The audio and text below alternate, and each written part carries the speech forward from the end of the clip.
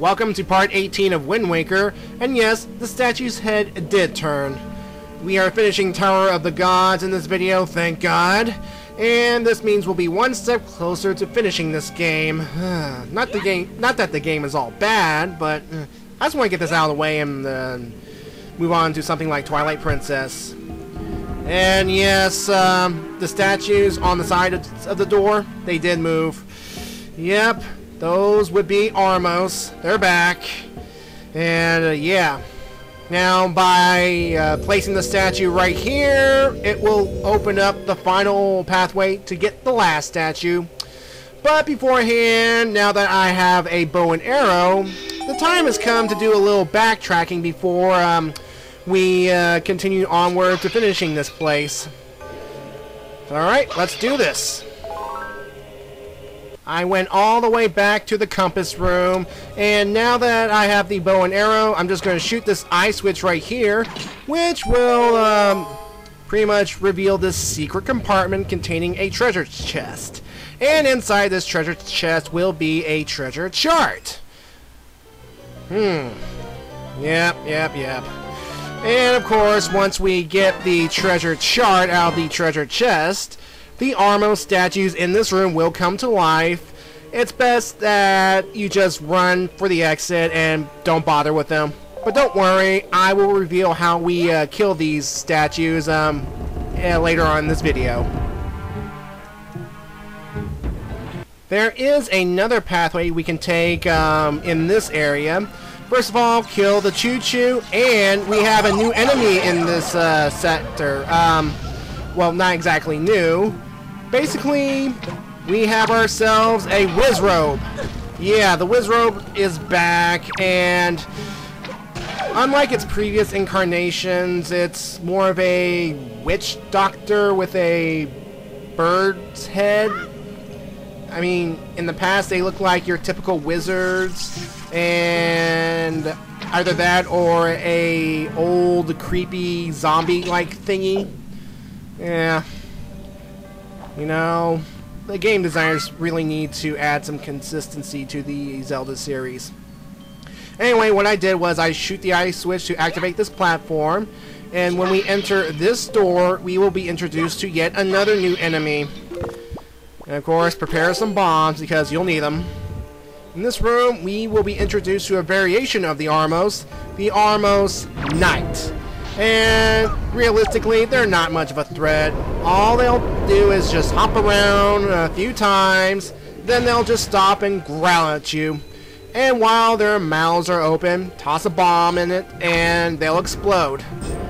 See? But you have to remember, as they are about to explode, just move out of the way so you won't take any damage from the explosion. And that's that.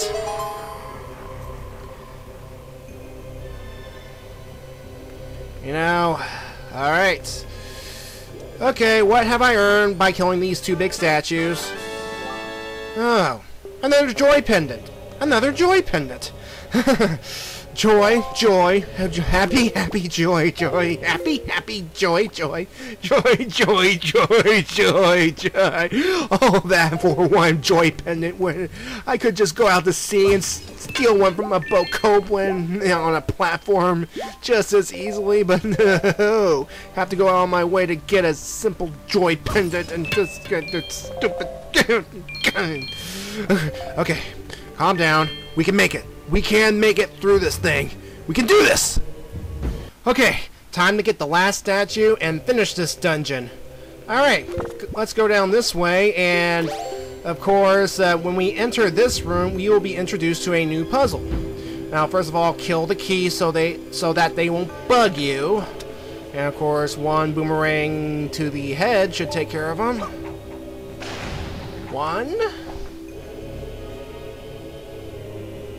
And come on, get in range. Come on, let me lock on you. There we go. See, I love the lock-on function of this boomerang. It's so easy. Anyway, the puzzle here is that we have a scales platform, meaning that depending on what weight is put on one end will raise the other end, and the goal is that we have to try and get so that Link can get onto the platform and hop across to the other side. But first, let's go down this way because we need to get a small key to pretty much open the locked door on the other side. Now, of course, first of all, kill the red bubbles so that they won't bug you while you cross this platform area. Come on, die. There we go. Of course, there's this one on the bottom that will really annoy you if you don't kill it right away. And once both are dead, we can begin this platform puzzle.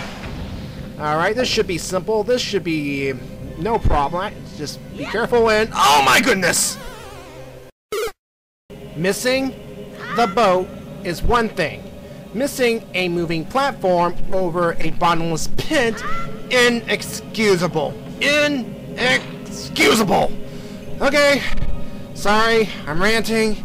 I'll be careful. I'm calming down. Okay. Anyway, the gimmick in this room is that there are certain platforms that have an eye switch, and by shooting the eye switch, we will activate them.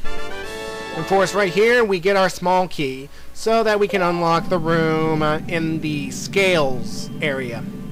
Anyway, I could go on back to the scales room right now, but there is one more chest that I want to investigate. And it's right, well, to be honest, it's invisible because what I have to do is I have to find the eye switch that will activate it. And no, it's not this one. It'll just activate the platform. Now, I've been wondering about all these platforms that I've been seeing. All this bright lights, all this technology. So, is this supposed to be some sort of magical technology? Magic tech? And, who designed this, by the way? That's still my question. I don't know if I even have an answer. And I mean, as you'll see coming up, we will run into some electricity. Yeah, electricity. You know, you know, the thing that powers your lights, the video games, the internet, the very thing that we cannot live without at this point in time. Because yeah.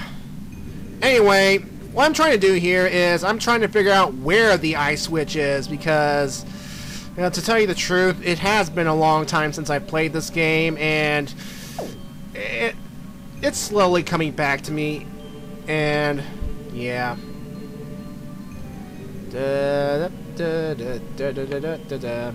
Yeah, I was trying to look all around. Maybe the eye switch was below, maybe the eye switch was underneath the current platform.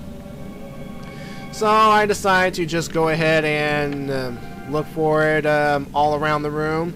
And as you'll see here in a moment, when I hitch a ride on the eye switch platform, immediately to my left there will be the eye switch that I was looking for.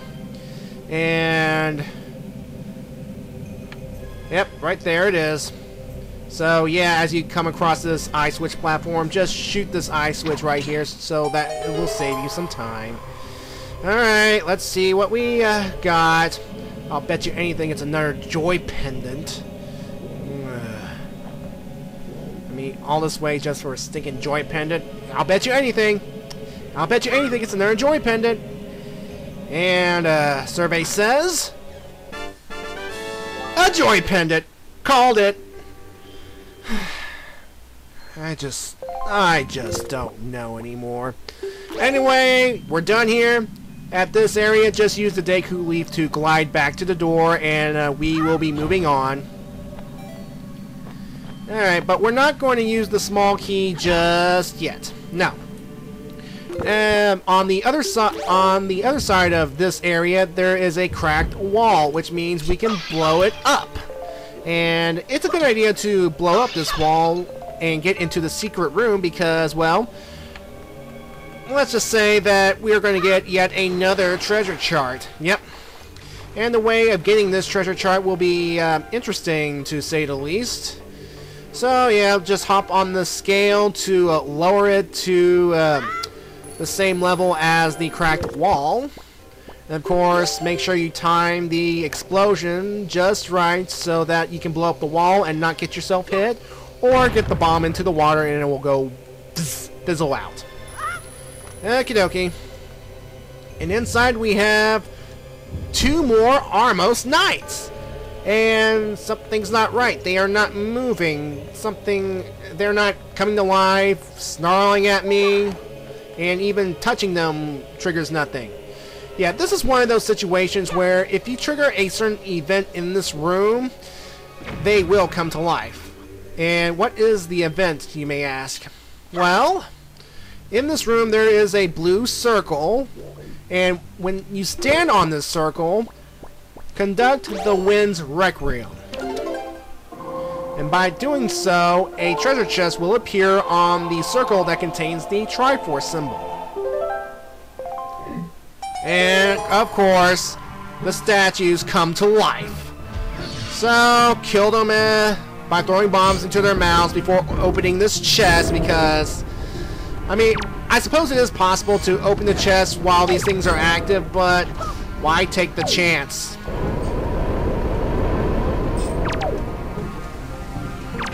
One down, 2 to go. I mean, they're not so threatening. They're just big and they're just... Okay, they're dead. Moving on. Let's get our chest. And what is inside? Oh yeah, I already told you it's a treasure chart. Duh, silly me. You see, this game is starting to get to me. It's just, I'm starting to lose my mind. I mean, as I record this, I've been going across the Great Sea, gathering a bunch of heart pieces, getting ready to tackle the Earth Temple, and jeez, going across the Great Sea, even with a special ability that will cut my travel time tremendously, it's still kind of tedious. Don't worry, we're almost done. Come on. Okay, now that we are done in the optional room, no more diversions, no more side anything, we're now going to get the third and final statue. Now here's how we are going to do this. Of course, you notice that when Link stands on the thing, one side will go down. Now, what we have to do is to make sure that one level is higher than the other, and the level that is higher, Link will use as a stepping stone. What we have to do is toss these statues on the scale so that we have to lower one side and pretty much lift the other. Now we have to put 2 statues on, because if you put one and Link jumps on the other, it will balance out. So putting 2 will pretty much tip the scales, well, pretty much lower and allow Link to jump across without messing with the scale. Anyway, we are in the room with the final statue. Just use your Deku Leaf and glide across the electric fence. Or laser fence. Or something. Anyway, this sucker will hurt Link, and we have to deactivate it. We have to get Link out of there. So once again, play the command melodies to gain control of the statue. And because the statue is made up of something that cannot get hurt, he can walk through this electric field just fine. And then just guide him towards the switch to pretty much disable the electric field. And then, of course, Link can now go across, pick up the statue, and, well, we'll move on. And, of course, once we enter the Scales room, we will come face to face with another Wizzrobe, tossing a bunch of Fire Blast at you. And of course, 2 arrows from this sucker will kill it, so it's not much of a threat if you act fast. There. Now, Link will have himself and the statue, so that means it's the weight of 2. What we have to do is we have to put 3 statues on the other end, so that Link and the statue can get across without the scales messing up. So And you want to be careful by tossing these statues onto the scales, because there's a good chance that you can accidentally put one of the Armo statues in the water, and thankfully there is one spare in case that happens. But if you accidentally put like 2 in the water, you're going to have to leave the room and come out to reset the statues. But thankfully that didn't happen with me this time, so let's get the statue on the other end, and let's finish this. And what is my reward for putting all 3 of you guys in the same room? And yes, that statue's head also turned. So it is to imply that these statues are living in some way, shape, or form. Maybe they're powered by techno magic tech or something. I don't get it. Maybe it's something we are not meant to understand. Alright, enough of that. Anyway, with the last statue on, it will trigger this event.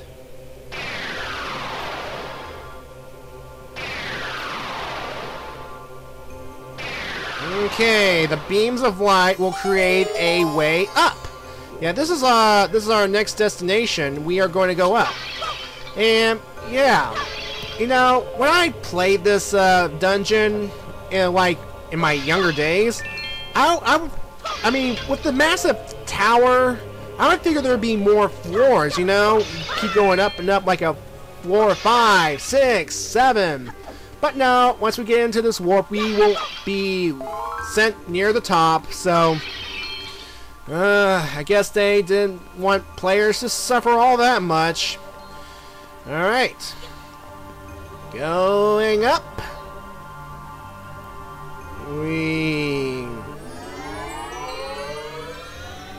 Alright, we are in a room that has BMOs and 3 switches. Take these statues here and put them on 2 of the switches, and you stand on the 3rd, and it will disable this electric field, which contains the boss key. Of course, it sucks that I am not able to get the statues on correctly. Oh, and on the base of the BMOs, there are pots that contain stuff. I didn't really go for them, but they're there if you want them. Yay. And here's a familiar scene yet again. Getting old. Of course, once we get the boss key, the Armo statues come to life and come straight towards you. Now, to beat them, shoot their green spot in the front, and then while they're stunned, destroy the glowing crystal back. And again, of course, run away, because they will try and take you with them. And once they're both dead, the door will be unsealed and we can proceed up to the boss. Yeah, we're almost at the boss, believe it or not. Yeah, I'm equipping the grappling hook because if I remember correctly, there are those small bird enemies that have some golden feathers for me to pluck. Yeah, we are now really high. And of course, also in this area, we will encounter another type of BMOs. Thankfully, this BMOs is more stationary, and we can destroy them with a bomb or just shoot them in the air as they are blasting their energy, and their eyeball, as it were, is fully developed.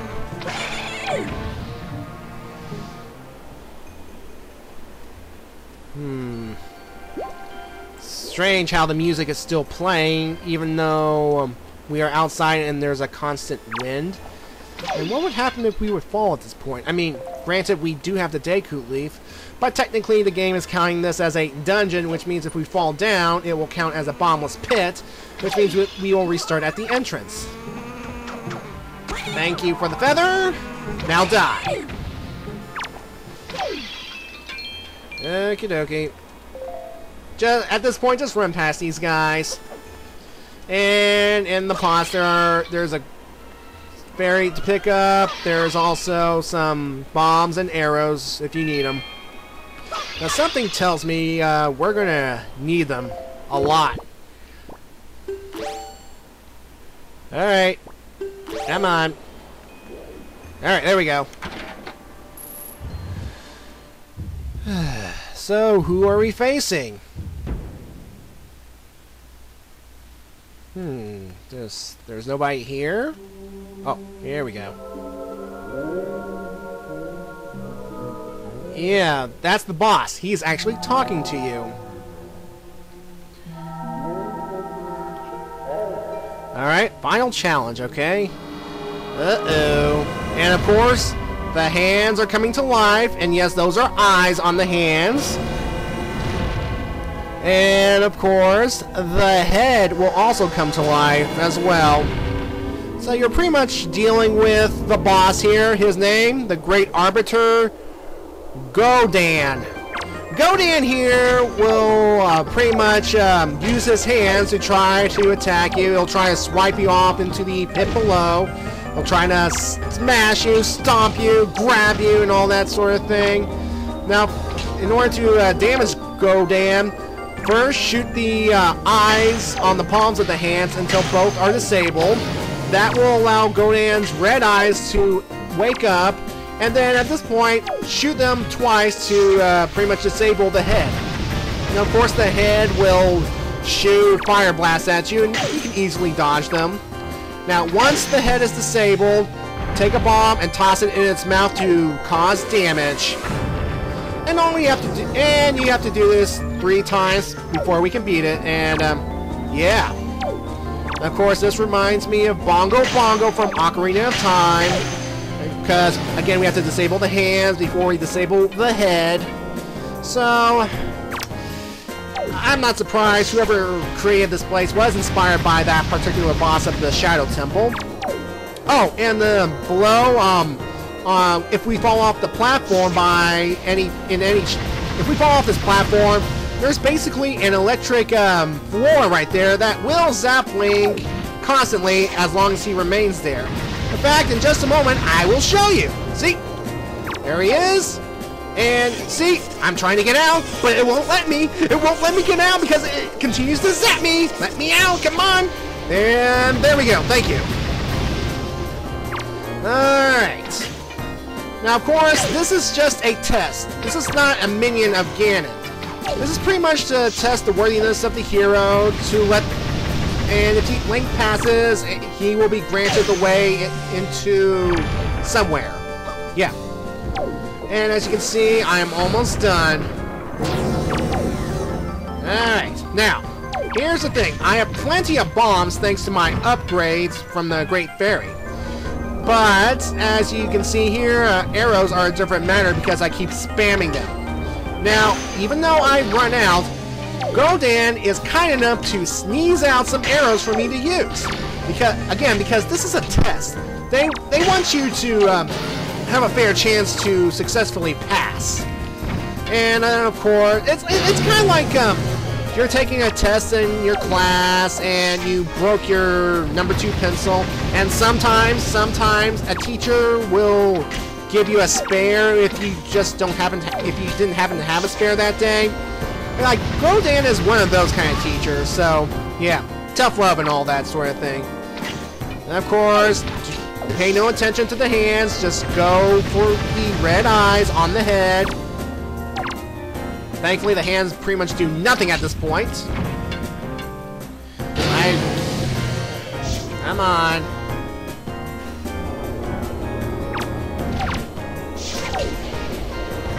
And again, what do the hands do at this point? I mean, both the hands and the head are active, but the hands are not attacking me, and I think that's a good thing. But anyway, it doesn't matter. He's dead. Thank God. It's over. Oh, goody. The path can now be open. Yeah, mumble, mumble, mumble. Alright, we passed the test. Alright, go forth with caution, yeah.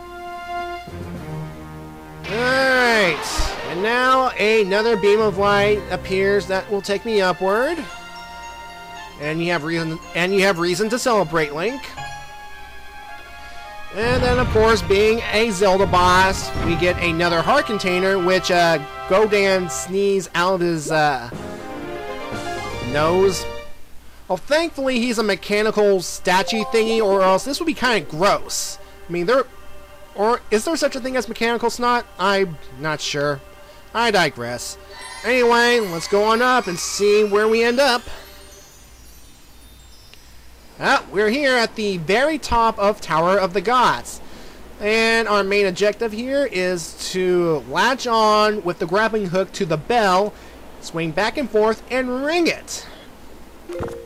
Alright, Link, do it.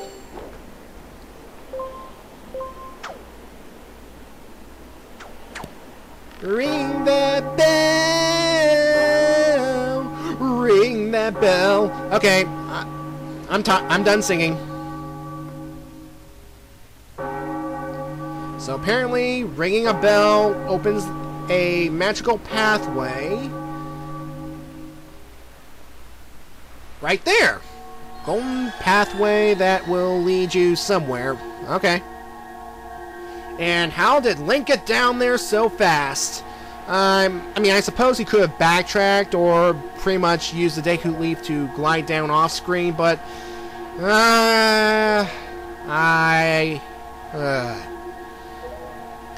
Oh, goody. So, we got the pearls, we placed them in statues, it created this tower, and we solved the tower, but we're not done with our trials yet.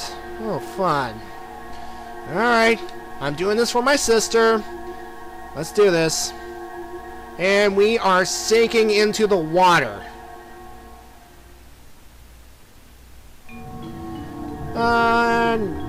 Thankfully, there's this beam of light that somehow has oxygen, which means Link will not drown. Thank goodness. And I do kind of like this music, though. It's kind of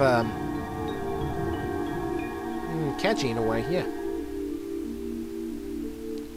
And everything suddenly went black and white. Huh. What's this? Listen to the music! This place looks very familiar! Could it be? Oh! Yes, it is, folks! Yes, it is! It is... a castle? That just... it means that we are in Hyrule! Yes, this is Hyrule! We're in Hyrule! Unbelievable! But it's black and white! Why? And yeah, everything looks like standstillish for some reason. Yeah, I made up that word. Yeah, King, the audience, we know where we are. You don't have to tell us. It's pretty much bleh. So, yeah. We have to go inside the castle and get the precious item. And I think we all know what that item is. Blah, blah, blah, blah, blah. Yeah, so as you can see here, for some reason, this place is all black and white. Everything is not moving. I mean, see this waterfall thing right here? It's like totally stands still. It's like it's like all time itself has stopped at that moment. This is bizarre. Now, see, even the grass that usually moves, it's at a standstill. Yet we can still cut it to get items. This is truly bizarre. Thankfully, we will start getting answers in part 19, I think. Well, let's just say that this effect won't last long. Everything will go back to normal starting next video, when we get our long-earned item, and then the game can really begin. See you in part 19.